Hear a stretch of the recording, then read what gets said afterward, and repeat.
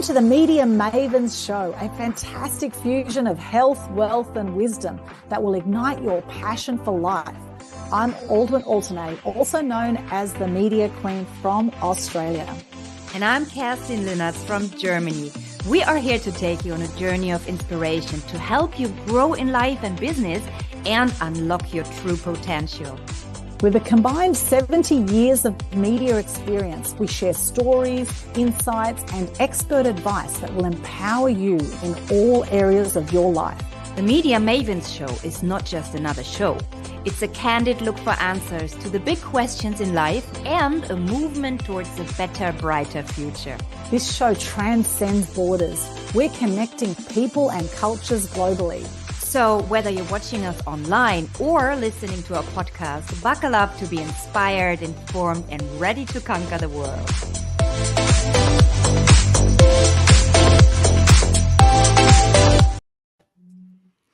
Welcome to the... One more time. We like it so much that we play it one more time. Welcome to another episode of the Media Mavens Show. And we are thrilled today to welcome our wonderful guest, Melinda Richards. Very welcome, Melinda. Thank you so much for having me. Absolutely. This is going to be a cracker of a show. I know Mel is very outspoken on many issues and she is absolutely gem of a person as well. She's an Australian business owner based here on the Gold Coast like myself, a social commentator and author of her first book, which is called You Can't Say That. Here we go. You Can't Say That. Love it. A graduate from the University of Queensland with a career spanning 30 plus years. She's worked in many roles in the UK, US, and Australia. This includes working for ASX listed companies in logistics, shipping, and property development, government-owned corporations, as well as working in both state and local government. She now runs her own group with interests in real estate, the service industry, and the agricultural sector.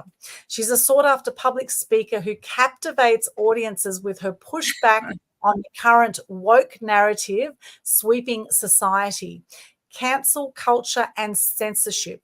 She's a self-proclaimed freedom fighter and libertarian.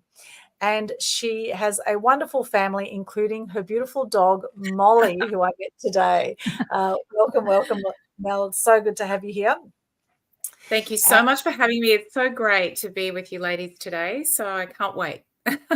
Fantastic. And I love our topic. It's cool to be wise. And what does this mean? Why did you pick this topic, Mel? Well, I think in the last sort of decade or so, particularly, I think, Western culture and Western society, we sort of got a little comfortable there for a while, and we started to sort of, trust our governments, and we're happy to the social elites and all of the billionaires in the world telling us what we should say and what we should think and what we should be doing and what we should be believing in. And I just think at the moment, we got a little bit intellectually lazy. I think we started to sort of lose sight of the bigger issues going on in the world, and we started to believe everything that we were being told, which we shouldn't have been doing. And I think we kind of lost a little bit of our critical thinking. So getting critical thinking back and having an opinion and having a voice and really fighting for what you believe in and having the courage of your convictions these days is something that's becoming precious.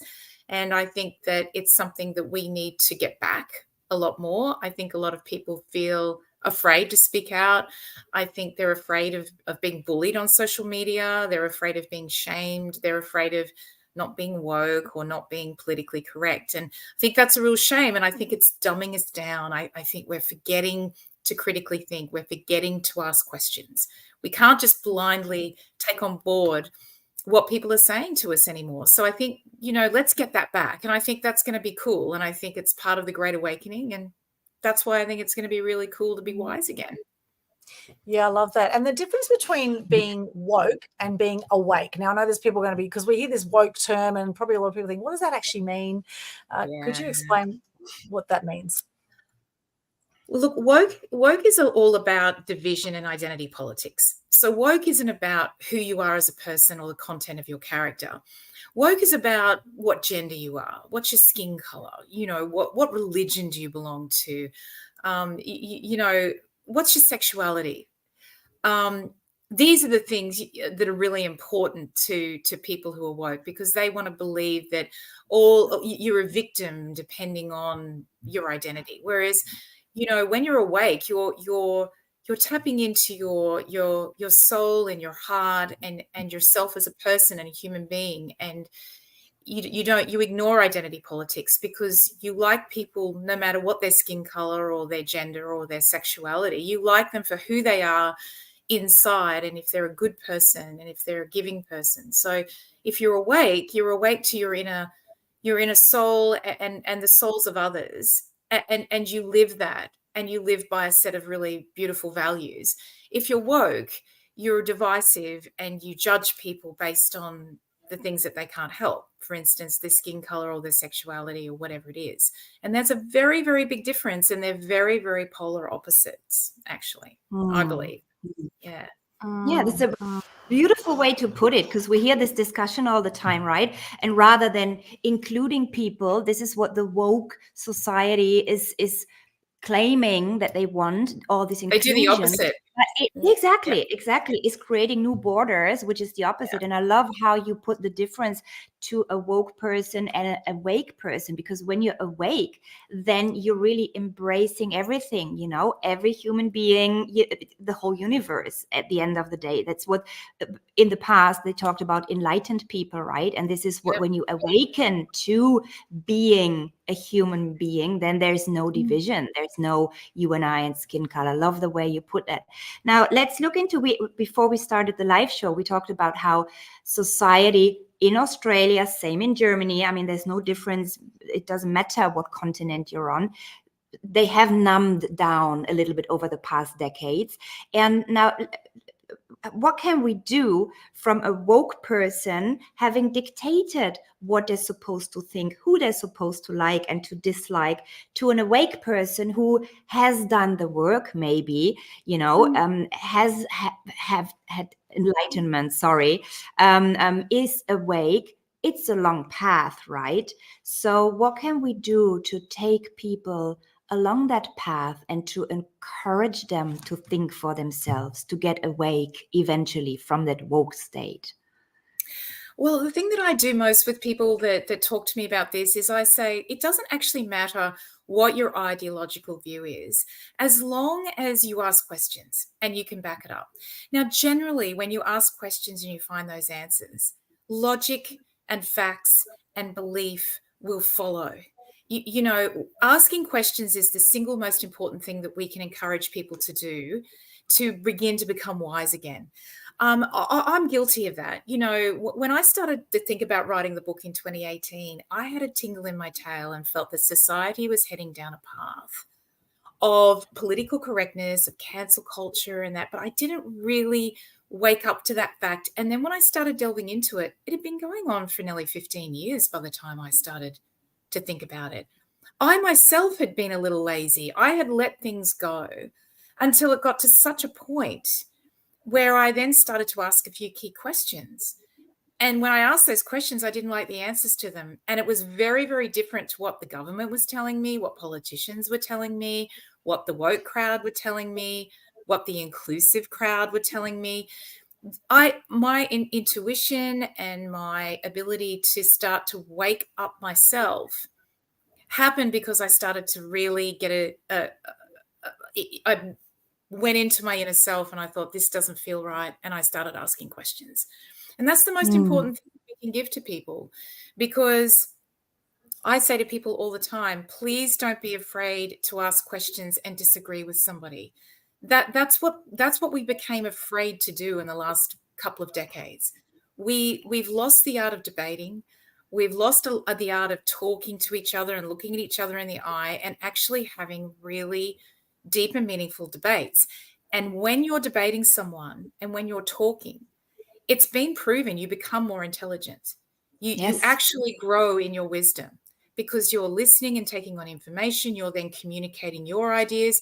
It's free flowing. And that's how humanity got to the point where we're blindingly intelligent amongst all of the other animals in the animal kingdom because we learnt how to communicate. We learnt how to speak, how to share ideas, and we're losing that ability because we're afraid. And we've got to help people lose the fear, and we've got to help people to ask questions. They're the two really keys for me in bringing people on the journey of saying, if you don't like it, it's okay, you can speak out. And by the way, if you have a tingle in your tail, ask a couple of questions and you'll find the answers. They're there. Yeah, I love that. And tapping into your intuition too. Like I knew when the whole, let's say pandemic, I'll call it, the whole pandemic started really 4 years ago. I knew in my gut something was not right. I didn't know quite what it was at that point, but I knew in my gut something was off about this whole thing. And through that, I started to then question things. I started to notice, and I like having a background in the media, of course, like Kirsten does, the things get blasted across the media sometimes, and well, quite often things get blasted across the media. And whenever that happens, I think to myself, okay, I wonder why this is getting blasted all over the media right now. What are the agendas at play here? Who's profiting from all of this? That's how you know what's going on. Follow the money trail, right? Follow the money trail. Absolutely. Well, it's about money. It's about control. It was about power. But the important thing that you just did then is you started asking questions because you had a tingle in your tail. And that's exactly what I did. I thought, this isn't right. I don't feel good about this. I'm ashamed to say that I locked myself away for a day while I figured it all out when they told us to, but then it didn't take long. And all I did was ask 3 key questions. And you can do that about any topic right now, where you know that you're being force-fed something, but you get a tingle in your tail and you go, do you know what? This isn't right. And, it started for me before COVID. I mean, where we were really being force-fed in between sort of 2016 and 2019, the big narrative was the climate cult. This whole thing about it was just so intense, pushing so hard. I thought, there's something else going on here. This is not right. The world's going to end in 12 years. Oh, really? Well, that was 5 years ago. We've only got 7 years left. I mean, hello, should we be preparing? Because Greta told us 5 years ago we had 12 years. It's just the preposterous when you delve into a narrative that's being shoved down your throat and there's a lot of money attached, trillions of dollars, and there's an element of control. If you ask those questions, it's really easy to find the answers, and you should be asking a question every time something's being shoved down your throat, almost obsessively. When the media just get obsessed and social media gets obsessed, and then you have paid trolls, and then all of a sudden you've got this viral stuff going on. You think you have to learn to rise above it. And that's what that getting wise is all about. It's getting wise internally, and we all have that responsibility to do this, or each and every single one of us, Absolutely. I find it interesting that you say you started writing the book in 2018.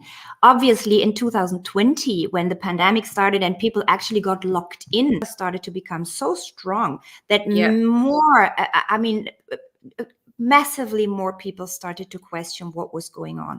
How come can you remember the one event, if there was one, in 2018 that made you decide to write a book? Because that was obviously before the lockdown started. Yeah. I think I've thought about this a bit. There was a lot of little things going on that was adding up to a really nasty big picture for me of political correctness suppressing our freedom of speech. That was the big one for me. I started to wake up to the fact that our freedom of speech, our basic human right to have an opinion, was dying the death of 1,000 cuts. Little things here and there, little bits and pieces. But when I finally decided to jot a few notes down, I think it was the day that I was watching one of the morning shows, and they were interviewing these beautiful women that had been sacked from the Formula One Grand Prix in Melbourne. And they were the promo girls, and they were running a legitimate promotional business. They'd worked really hard to look fabulous. And the head of the Formula One had said, oh, no, we don't want promo girls anymore because, that's objectifying women, or whatever ridiculous, politically correct stupidity they were going on about with, I love looking at beautiful women. Men love looking at beautiful women. Who doesn't like looking at a beautiful woman? Like, I'm looking at 2 beautiful women right now and I'm going, wow, you guys look amazing. I appreciate that. You work hard to look like that. It's great that nature's given you those gifts. Let's celebrate it. These women had a legitimate business and they were earning a legitimate income from promoting and beautifying. I mean, racing car drivers and beautiful girls go in like a hand in a glove. Let's face it, it's glamorous, it's wonderful. And the Media Maids on the Gold Coast also got cancelled. I mean, Media Maids have been around on the Gold Coast since the 1960s, I think, the late 60s.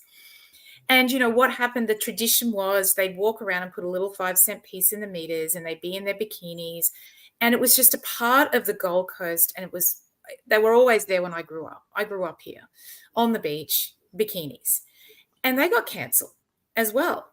And so I think for me, it was these women, these beautiful women, that was starting to be offensive to somebody. Mm-hmm. I don't know who they were offending, but then I started to really, one of the first chapters I wrote was almost about, if you're offended with something, that's actually your problem. That's not the problem. It's no, if this person isn't breaking the law and they're not harming anybody and they're just looking fabulous, and you're offended by beauty and you're offended by someone going to the gym every day and looking beautiful and putting some makeup on and taking care of their appearance and watching their diet and then turning that into a business because they've got a point of difference, which is a legitimate business thing to have. It's called something that you can sell. And let's face it, look at all the Instagram girls out there who have got 3 or 4 million followers that do a 30-second rap on something, and they'll get a few $1,000s for a 30-second spot because they look amazing and they've got bikinis on. And so it's like, oh, it's okay there, but it's not okay live on a race. It was the hypocrisy. It was the whole mainstream media making a big deal out of it. So that's when I decided, when they started targeting women and beauty, and people were getting offended. Well, what people? And who makes that sort of fat, ugly person sitting in the corner over there my moral compass? Like, you're not my moral compass. This is the society we live in. We can say or do whatever we like unless we're breaking the law. So it's not up to anyone to suppress anyone's workplace or freedom of speech or tell anyone what they can or can't believe in or do for a living just because you have personal issues. Like, those personal issues are your issues. They're nobody else's. So that was a really big trigger for the book. And then after that, it was just a whole range of things that bobbed up around social elitism and, 21st century feminism, but mainly hypocrisy. So, yeah, I started that. Interesting. I never heard of the Media Maids. Love that. We never heard of them here in Europe. And obviously it's too cold here, right? You can't put girls in bikinis putting money in the meter. They're going to freeze to death. No. But anyway, you think, hearing you say that, and also conversations that we had on this show, with beautiful, successful business women. And I see that in my clients when I work with the CEOs, female CEOs, who so many of them, is unbelievable.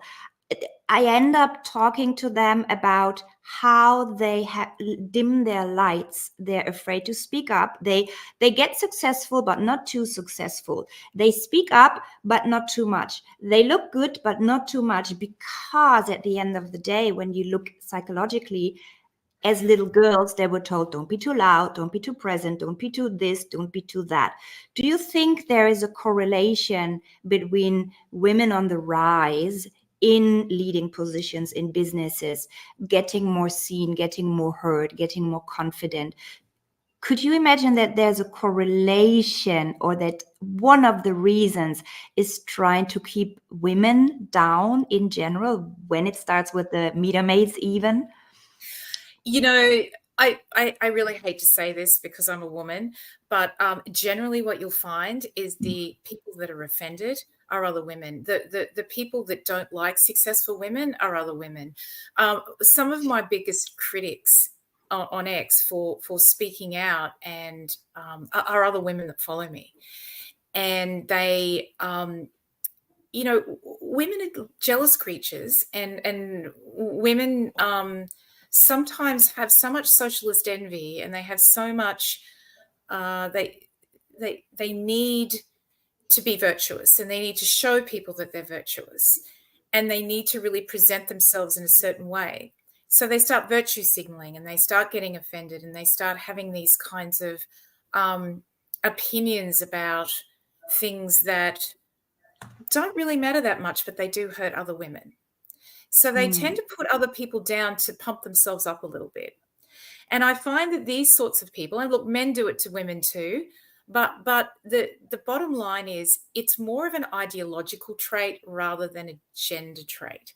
So if you tend to be, and I don't mean left and right, I mean woke versus awake. If you're a woke person, you generally have the traits of a deep socialist envy, a deep resentment towards people who work hard, who are really successful, and then come out and say, you know, I'm really successful, but I also have an opinion. And it's like, oh, well, look at you. I mean, you shouldn't have an opinion because you married a billionaire. I mean, look at what's happening to Holly Valance right now. She's a highly intelligent woman. She has a very, very strong opinion, which I totally agree with. And her haters have got nothing against her opinion, but they're criticizing her for marrying a billionaire.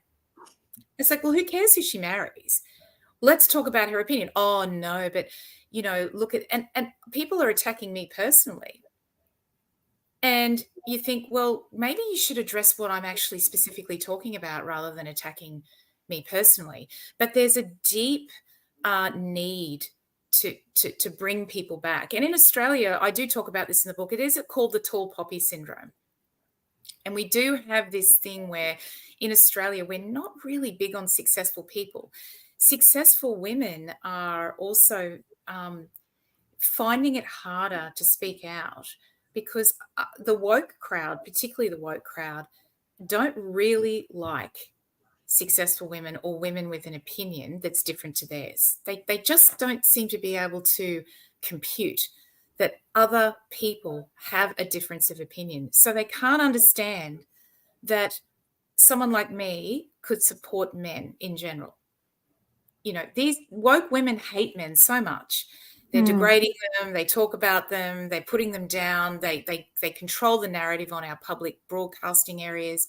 When I go to speak and support men, they call me a male apologist. I mean, could you imagine just sweepingly just not liking men?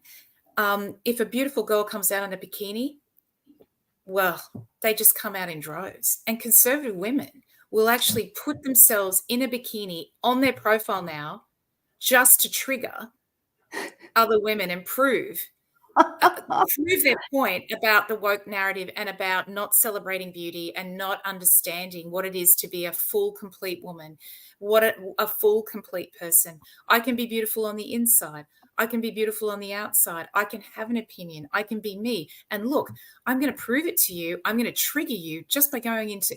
So women, a lot of American women now are actually posting themselves in a bikini just to show that there's this section of the community now that are just perpetually offended by beauty and by intelligence, probably because they don't have it themselves, maybe. I mean, it's a big question of psychology right now going on in the world, but it's an important one because it's dividing us up. It really is.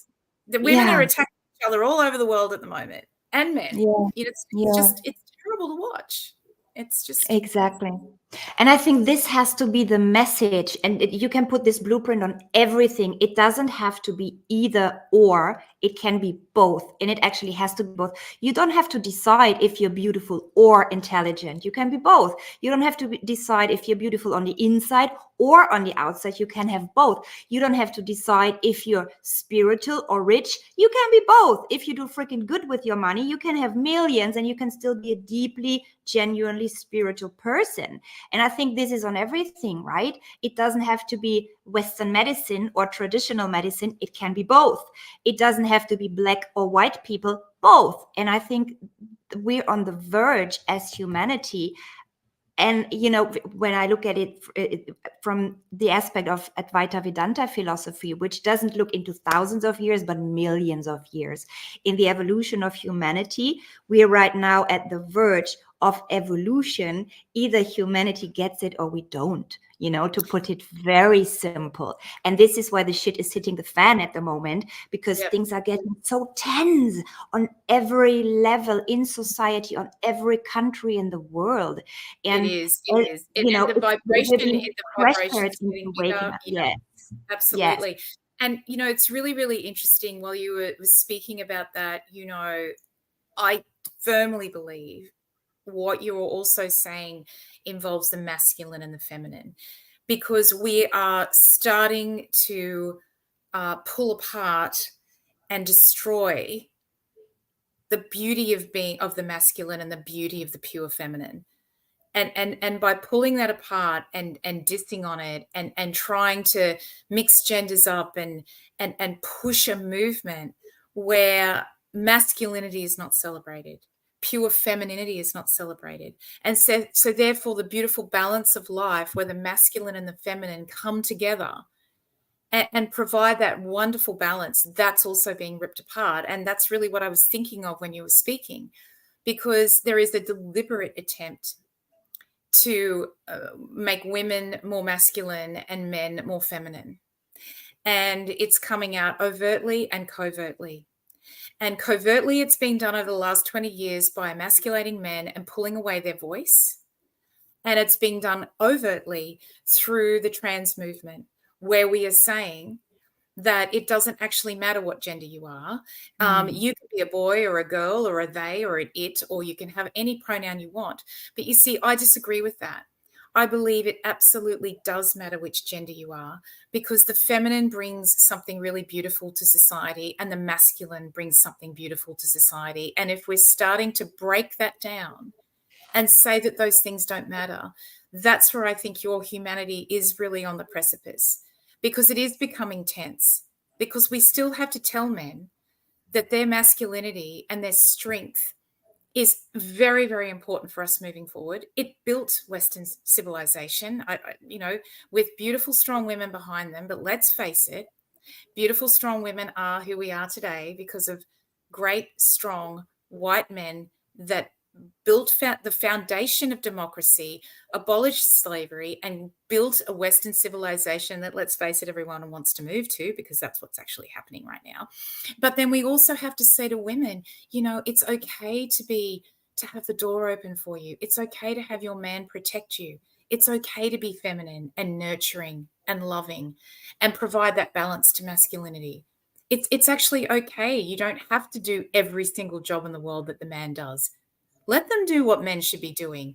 I mean, you know, it's okay to be a woman and go, well, I don't really want to be a plumber because I don't really want to stick my hand down the, oh, actually, I don't really want to be a builder because I really love my hair and I love my nails and I love being a mom and I love to do this and I love to work in the job that I'm doing. And I don't really want to be a, you know, now, of course, women can do whatever men do. We know that. We've proved that. Yes, good, rah-rah for women. Yay. I mean, I've done a lot of stuff that, you know, when I was younger, when I wasn't married, yeah, I did everything a man did. But now I don't want to. I want to be feminine. I want to be a woman. And I think we need to celebrate the pure femininity and the masculinity in. And I think it's okay to do that. And that really triggered the thought when you were saying that, you know. Yeah. And I think this is also interesting. That's what I hear myself saying again when we have this whole discussion about the genderism, right? You don't have that so much in English language, but in German we have der, die, das.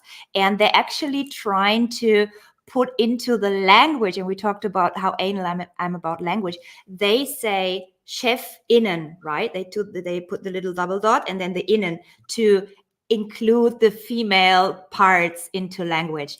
And there's this huge discussion going on in public. I refuse to use that because I think to not discriminate women in society takes something else than putting some letters at the end of the word. And you were mentioning how it's right and natural and good for a woman to be soft and feminine and a mother. You know, I'm a woman. My body gave birth to a child, which a man cannot. And I have a very strong mothering instinct because I'm a woman, and it's wonderful. Yes, I am the CEO of a company. Yes, I have to do this yang male aspects of, running a company. But at the end of the day, I don't work as much as a man does because I want to play with my child. I want to mother my child. And this is something that I hear and what I strongly criticize, rather than putting an innen at the end of a German word to include the women. How about society supports self-employed women, to be able to take care of their children? Like when my daughter starts going to high school in 2 years latest, I don't have any more right to put her to childcare, right? There's a little bit complicated system, a little bit different than in Australia.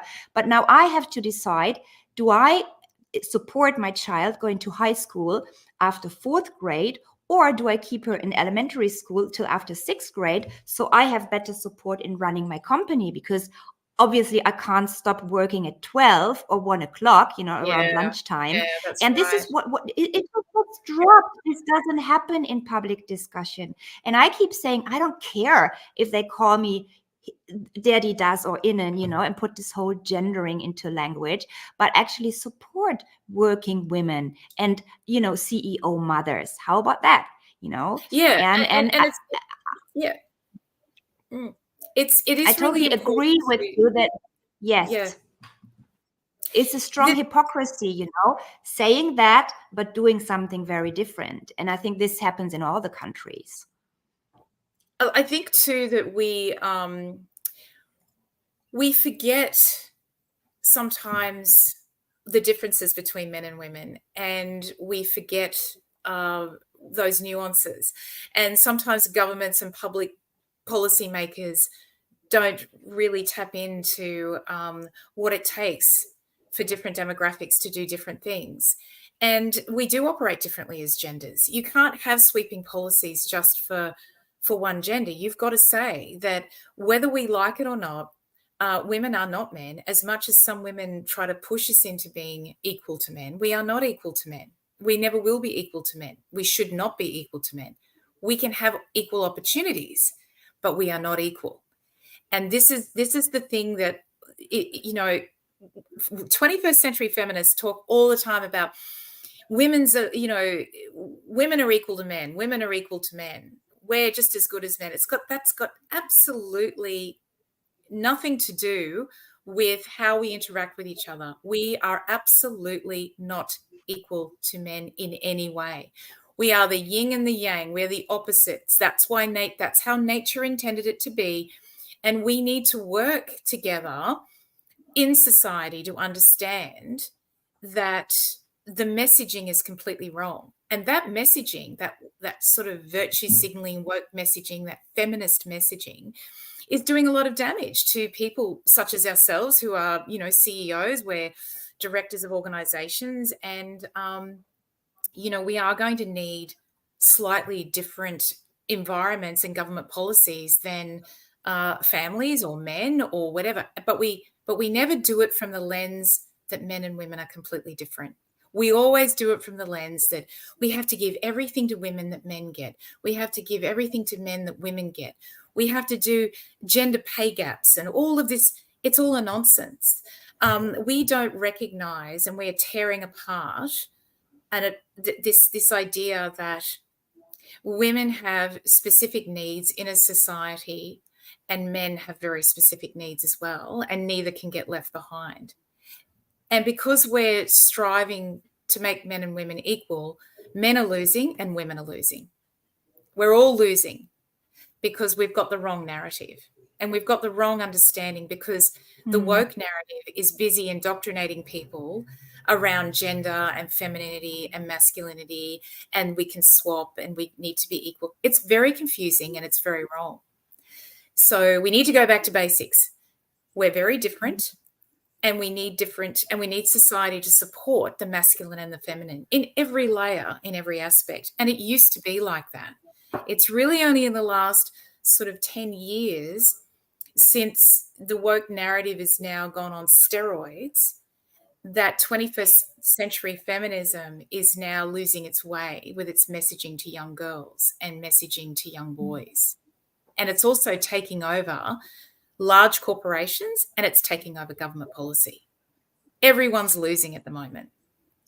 Yeah, we've become very disconnected from the way we were in the tribal days when the women would go gathering the berries and things like that. They'd have their women time and the guys would go out hunting, and then they come back together and they come and feast together and they dance and they sing and everything together, right? So the men needed their male time. The women needed their women time. The women are able to multitask because women are designed to have 5 or 6 children. So they're actually inherently able to focus on 5 or 6 things at the same time. That's where they say women can multitask, whereas guys are designed to be hunters, to go after that animal, to kill the animal for the feast, right? That's what they're designed for. That's why they say, one thing at a time for men, right? And we've become so removed from that, so removed from nature. We're all on our computers and devices, and now we've got AI. We don't have to think anymore. Now we've got AI, right? So, and in fact, a lot of kids now, they don't even know how to write anymore because they've been tapping away at devices their whole life. So, this is the thing. It's like, we really need to sort of, check in and do things like grounding, actually make time to get out in nature and to, get into the ocean. And of course, now we have chemtrails. So of course we're not breathing fresh air either a lot of the time, especially on the Gold Coast with all the spraying that's going on here. It's insane. Yeah, it's However, we do what we can with what we can. And, with this whole climate change thing, I was just doing a bit of research on the carbon tax. Do you know there's over 27 countries that put a carbon tax in place about 10 years ago? And massive profiteering from countries all over the world over this now carbon tax. And interestingly also the whole WikiLeaks thing, like it's interesting that the Trust Fall, a new movie has just come out about Julian Assange, and he was first arrested back in 2010 because he revealed documents that that certain government officials didn't like, and why I always say there's nothing to hide. Why the censorship? Why are people being shut down and silenced? Which is why I love your book. You can't say that, right? People are being silenced. They've been silenced for well before the whole pandemic happened, right? They've been silenced for a long time before that. In fact, I interviewed David Icke back in 2016. Now, when David Icke started to come out and talk about some of the things he was talking about 20 years ago, people mocked him. They thought he was crazy. He got 20 people along to his events back then. Now he gets thousands of people to his events. And, interesting. He had over 1 million subscribers on his YouTube channel, and it got shut down. They were trying to stop him coming into Australia. And, all these kind of things, people are questioning, well, why are people being shut down? Why are they not being let into the country? Why aren't they being, why aren't they able to share what they want to say? And why, what is going on? And the more that people are silent about it, the more nothing is going to change. Yes. And the really important part about that is the more that you censor people and the more that you silence people and the more that you shut down the masculine and the more you shut down the feminine and the more that you actually prevent people from talking about their opinions and having those conversations that we said earlier, the more that you do that, every single day you are dumbing down the population. And that goes right back to today's topic. Everything we've talked about is about turning it around and saying, I am going to ask questions. I am going to look up in the sky. I'm just going to look up. I'm going to have a look. What's going on? That's not natural. That's going on. I've got a headache today. What's going on? Every time I see someone getting censored, it's like, well, who's he? Why is he getting censored? He's probably got something important to say. I need to find out about that guy because you know what? I'm going to ask some questions. And well, who's that over there who's got an opinion, who says that, I'm horrible and you shouldn't say that and you can't say that now, Melinda, and blah, blah, blah. And I should go, well, who are you and why are you trying to shut me down? Oh, because you've got an opinion and because I don't agree with your opinion. Anyone that doesn't agree with your opinion, you want to shut down because you don't want to have the debate. And every time we shut people down, every time someone says, oh, you need to be quiet, you need to get off. I had someone the other day go, oh, shut down your X account. Just shut it down. You shouldn't even be speaking. It's like, wow, that's amazing because they truly believe, these people truly believe that if I have an opinion, I don't need to ask any questions anymore. That's my opinion. That's set in stone. I can't be moved. If you disagree with me, that makes you wrong and I'm right, which makes you a bad person. That makes me a really good person. And that means that you're horrible and I'm amazing. And then I'm going to go out and virtue signal to the world and tell everyone how great I am because my opinion is correct at all costs. Even when proven incorrect, people are now doubling down because they can't and they don't have the ability to talk and have the debate. They don't have that ability. We're losing that ability. And I think social media is helping us lose that ability because people are screaming at screens and having a debate on a screen without looking at body language and looking someone in the eye and actually providing a convincing argument. And that's dumbing us down as well. So it's, let's get wise again. Let's get intelligent. Let's teach our kids how to critically think and, and let's reconnect with nature, right? I loved what Aldwin was saying. We have lost connection to nature. We have, with all this being online, being on social media, look at the young kids, they're looking at their cell phone rather than looking at nature. We have forgotten how to be responsible for ourselves, how to heal our own body. But I was thinking, when I heard you both talking, isn't it amazing how this has been going on in humanity for centuries? Look back to the Roman Empire, for example. Back then, it's been called opium for the people, right? They have been trying to numb down the population so the very few, very powerful could make more money. At the end of the day, numbing the people is always about money and power for the few who benefit from a dumb and numb population. So this has been going on forever, but the truth has always managed to rise up. There has always been friction. There has always been revolutions going on. Look at the French Revolution, when the people, when this crazy queen was saying, oh, they don't have bread, just feed them cake. And this was the oil into the fire that the people needed to finally stand up. And I think this is what's happening again now, with the shutdowns. It was too much and more people are waking up. There are the ones that allow to be silenced and that are scared to be canceled, that are scared to jeopardize their business and they need to provide for their children, so they rather shut up. But there's even as many waking up. And also what I love, being in the spiritual and in the health scene for 30 years, I've seen a change over there. I loved when you said, when you interviewed David Icke, 2016. Back then they were saying he's a crazy guy, and now they're like, he's filling halls, right? Back then, when I started doing yoga, when I moved to India after my burnout 20 years ago, I was doing that in silence, right? When I came back, walking the red carpet, being interviewed, I did not talk about living in an ashram, working on my energy, healing myself and all of that, because I was scared to be the crazy woman. Now I'm being interviewed on television shows, telling people how to heal themselves. I'm writing best-selling books about that because people are waking up.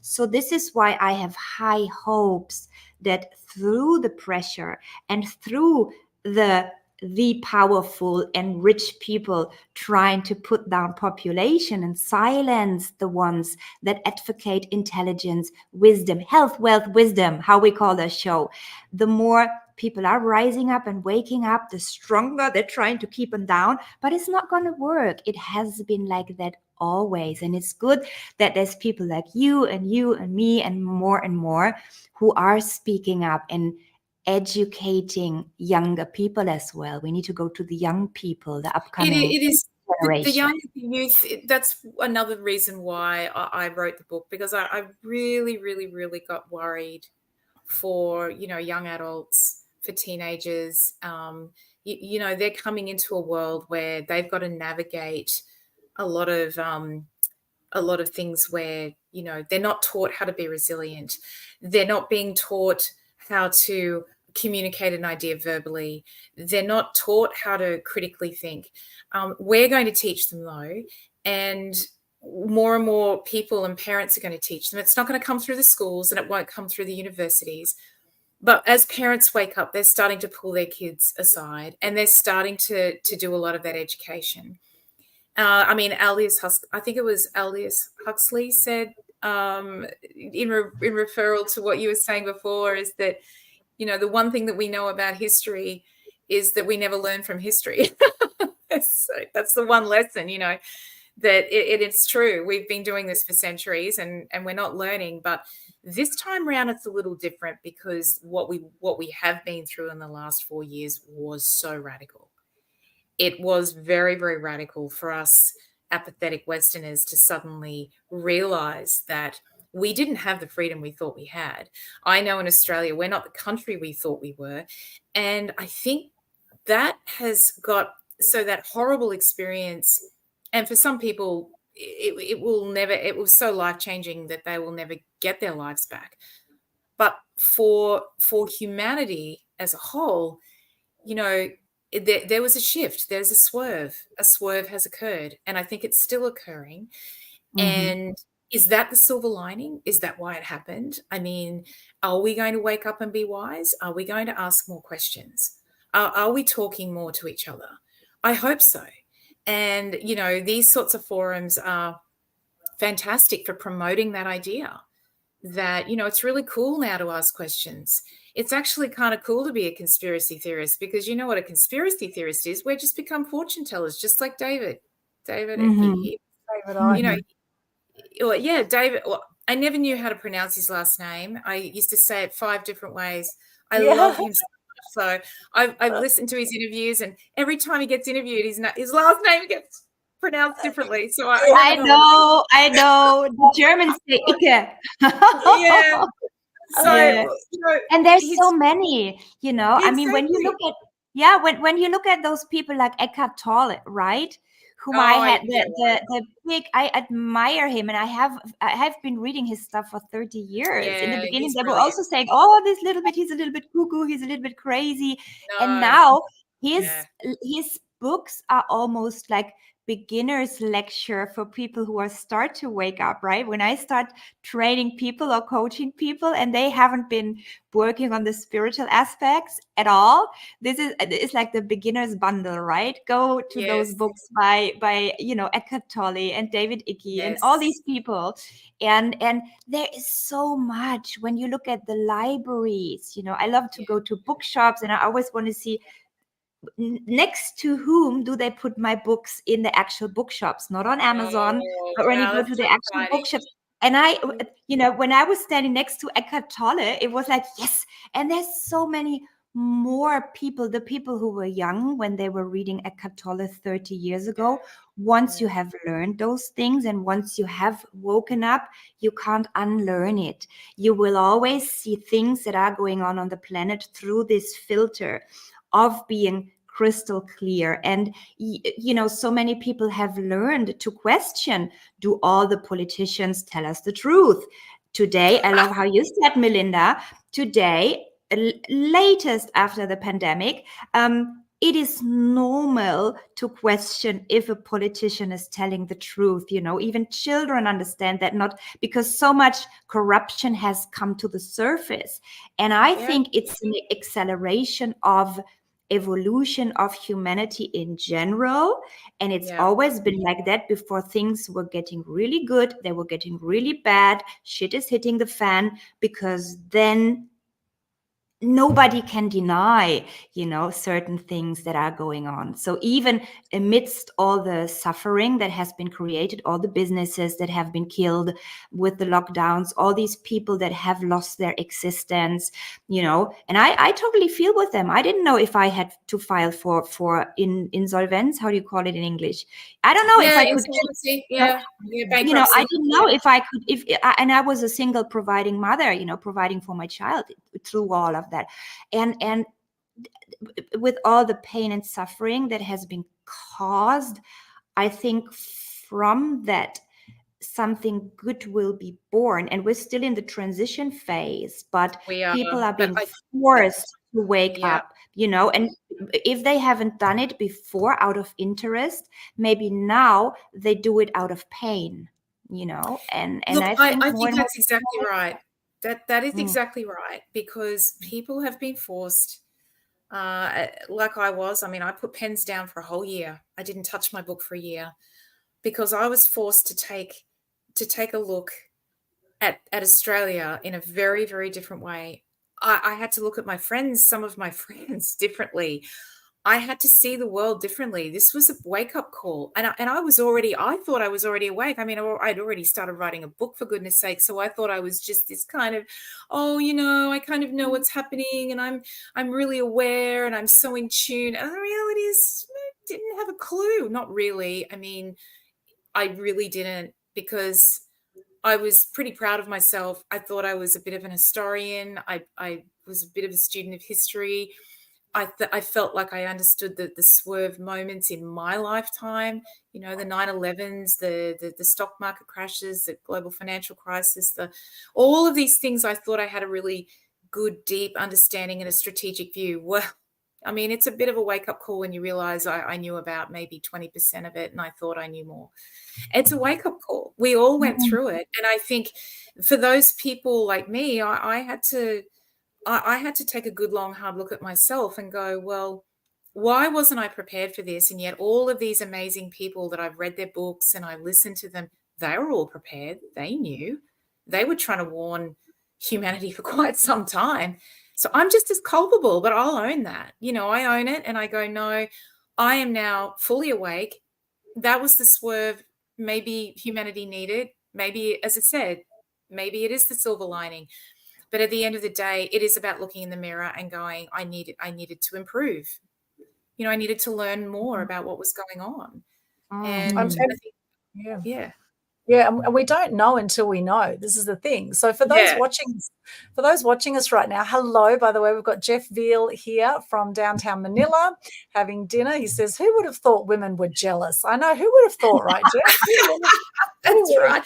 That's your takeout of all the things we've said. That's your takeout. He put that comment up a little while ago. And everyone on Instagram, hello. Robert Mull, Glynis on the Goldie. Robert says, "Hello, sweet, wisely ladies." Oh, thank you, Robert. That's very lovely. We've got Rainbow, Skittles, Mario Bekesh, Dinesh Munesh. She says, "Nice to see you from India." Joy Avaho, Glee Girl Oz, Just Right Words, What Works 99, and everyone else watching us. Hello, hello. If you have any questions for Mel, please put it in the chat, or you have any comments about what we're saying, please let us know in the chat. We'd love to share with you. And I just want to go back to what Kirsten was saying, that this has been going on for years, right? I remember reading 1984, George Orwell's 1984, when I was a kid. I remember we actually read it as part of our school, part of our school studies. Well, curriculum in Australia was 1984. Yeah. That's what we had to read. Yeah. 1984. Do you know George Orwell's novel of a dystopian future, 1984, was actually published in 1949, and it was known as a Big Brother, and now we've got Big Brother shows that got rolled out everywhere, right? How interesting. And it was a universal symbol for intrusive government and oppressive bureaucracy. Like, these things have been planted through the mainstream media, through novels, through Hollywood, and Out of Shadows is a fantastic movie to see. If you haven't seen it, watch Out of Shadows, about how we've been brainwashed through the mainstream media and through our education system for years. And back to the health thing, I did a bit of research about fluoride because, I was kind of curious. I wonder how long fluoride has been added to the water. And did you know that in the early 20th century, that scientists linked high levels, apparently, of naturally occurring fluoride in certain community water supplies? They said it led to low levels of tooth decay.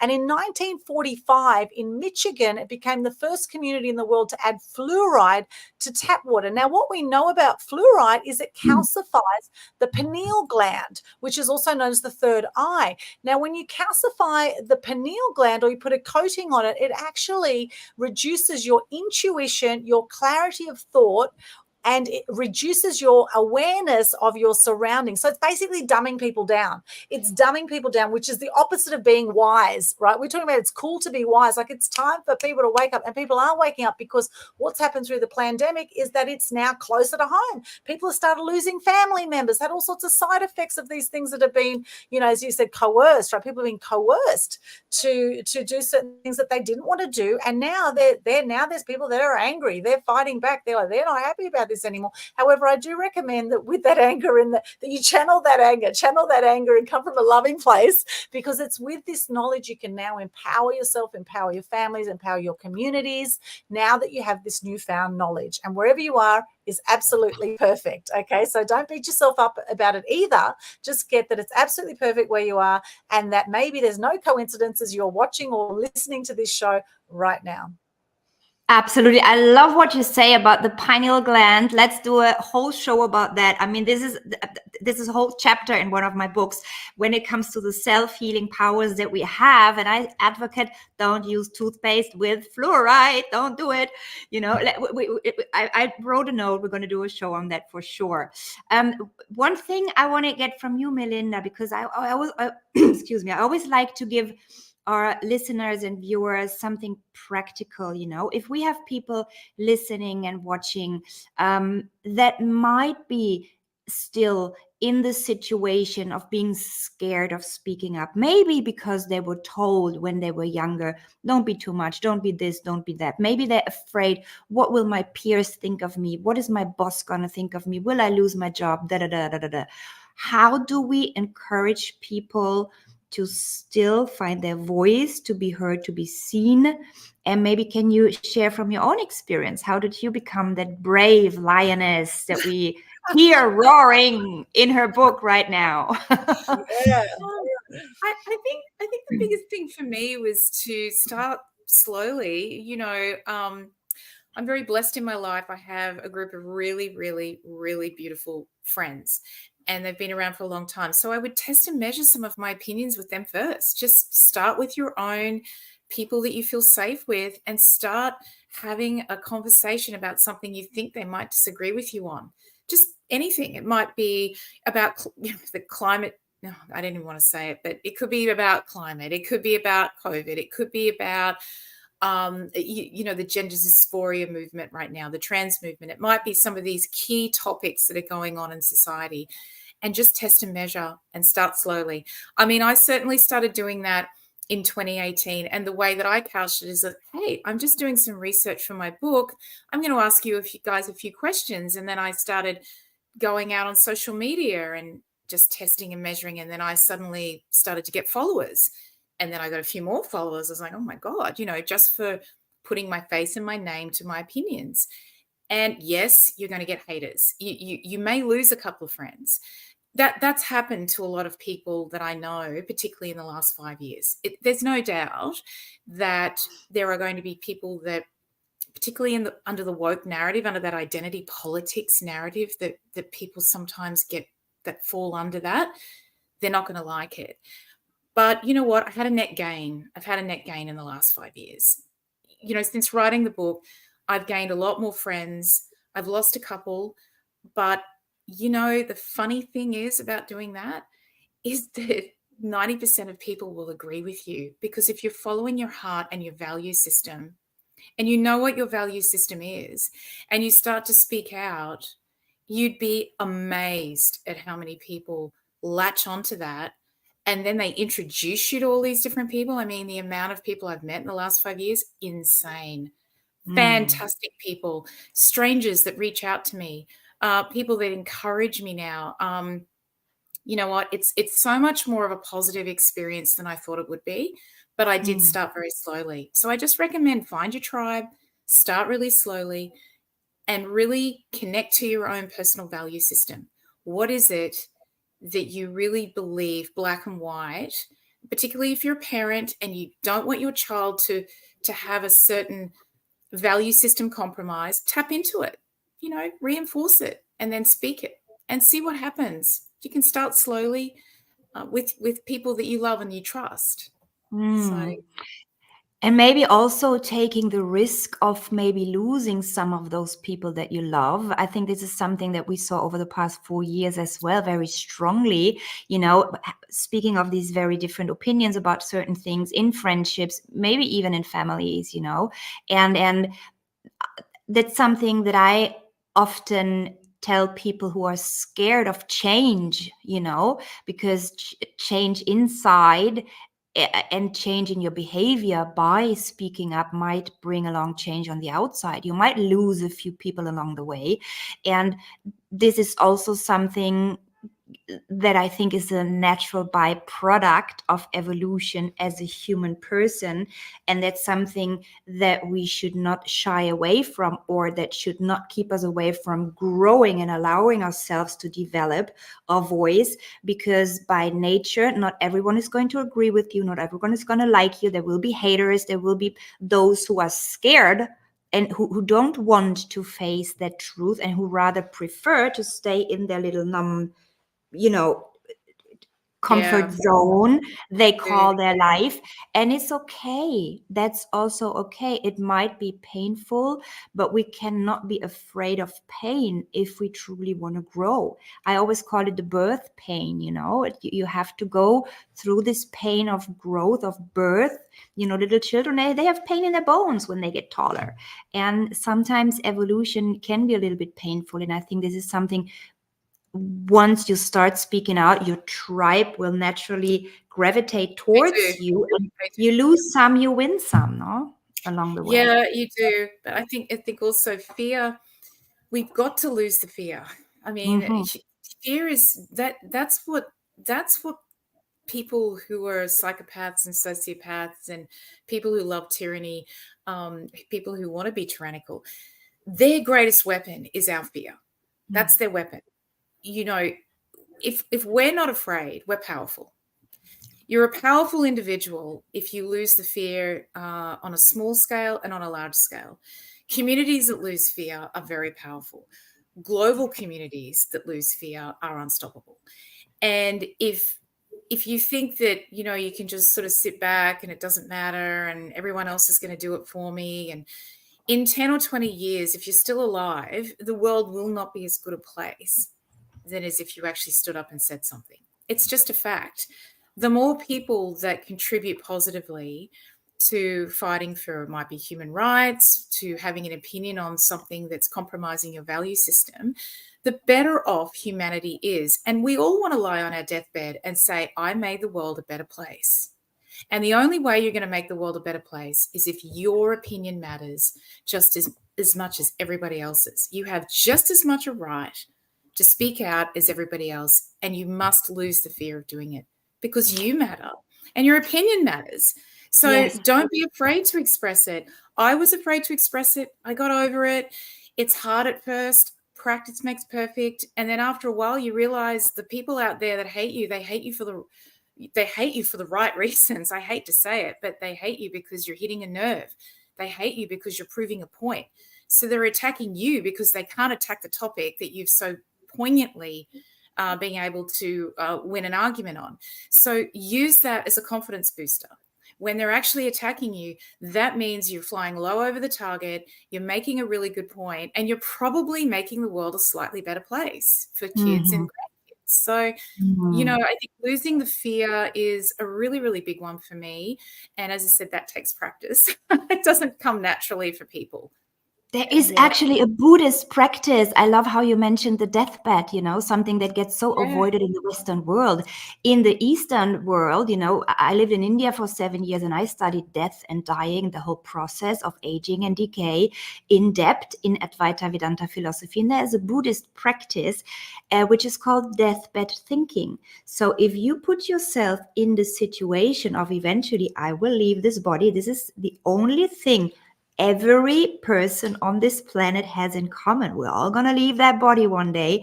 And if you put yourself in the situation onto your deathbed and you ask yourself, will it matter then? This will give you such a strong discernment of, can I say that? Does it matter what my neighbor thinks about me? Does it matter if they like me right now? But does it matter what the change that I've made, And this deathbed thinking is an uncomfortable practice that many people prefer to avoid. But if you get into the habit of doing that, it's so powerful. It takes away so much of the fear, so much of the fear. And they say the stats are that 90% of people die with regrets.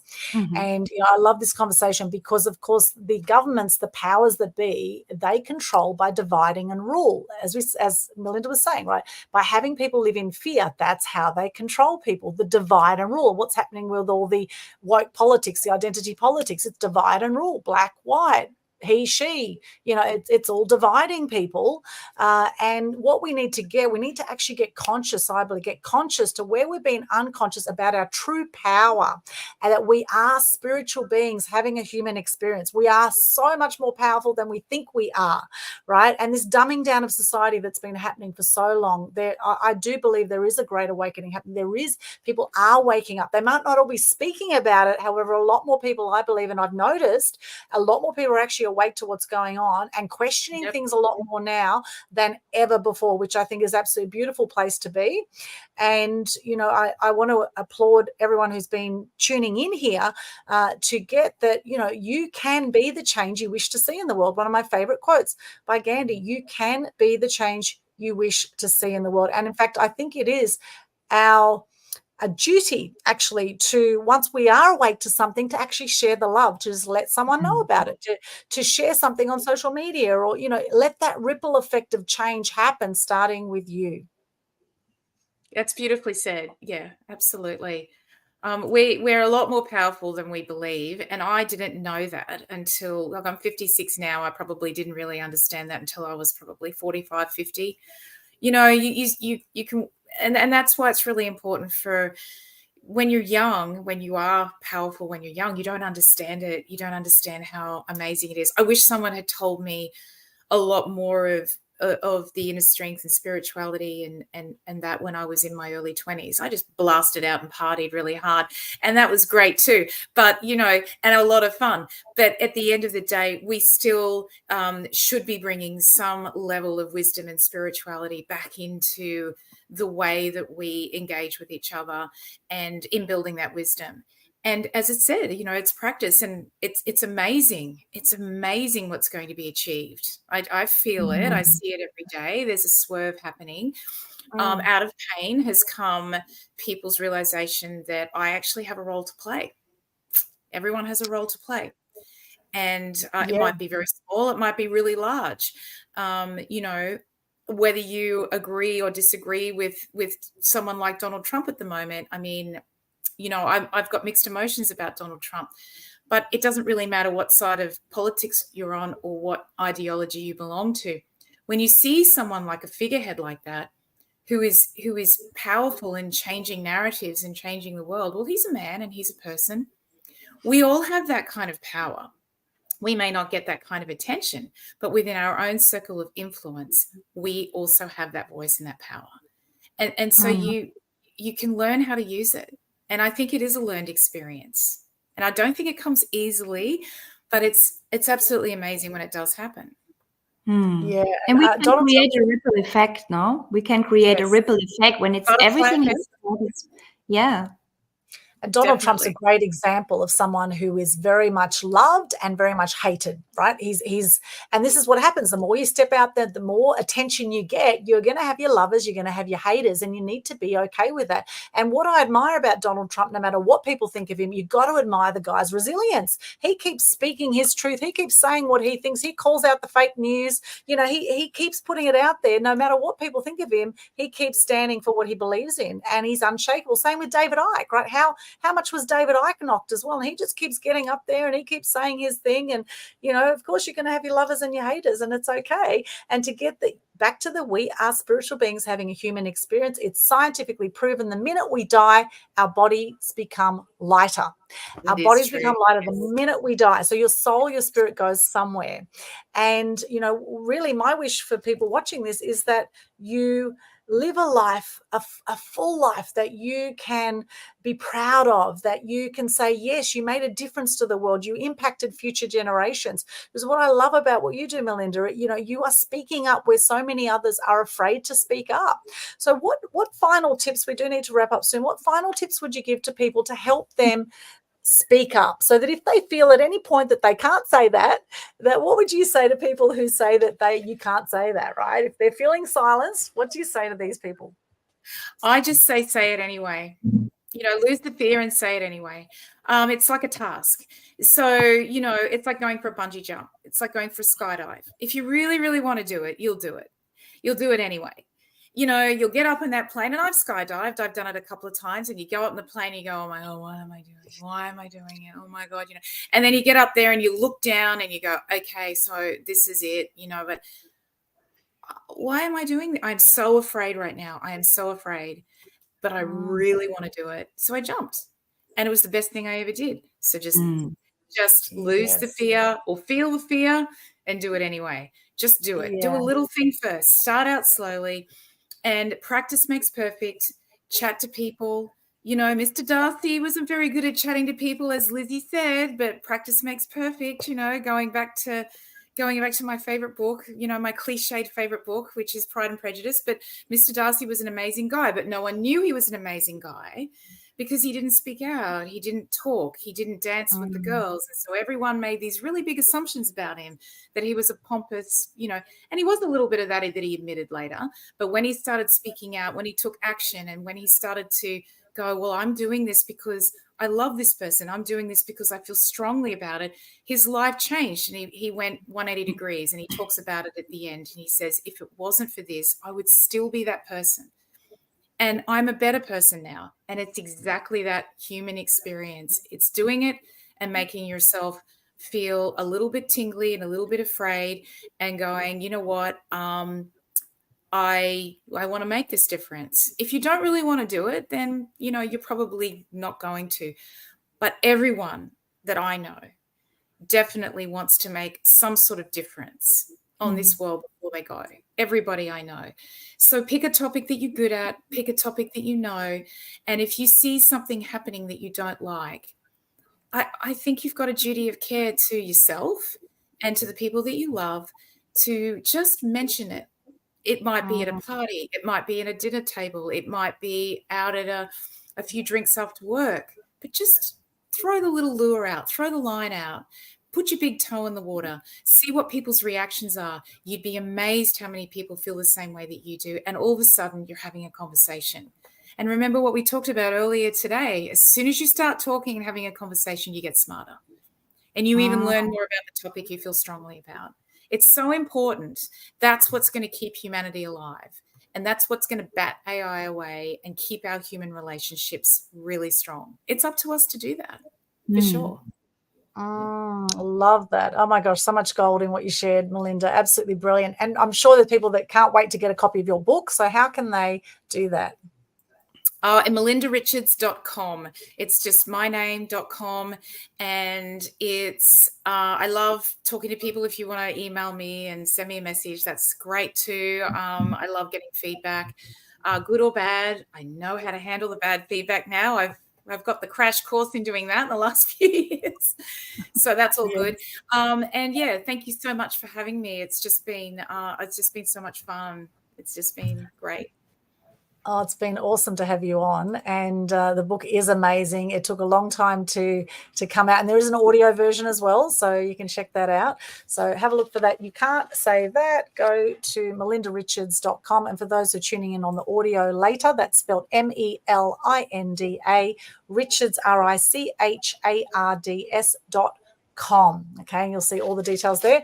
And Melinda is a fantastic speaker as well. So if you're looking for a speaker for an event, then connect with her as well. And do you have a favorite quote or motto that you could share with us today? I do, but I can't remember it. I'm going to have to read it out if that's okay. Sure.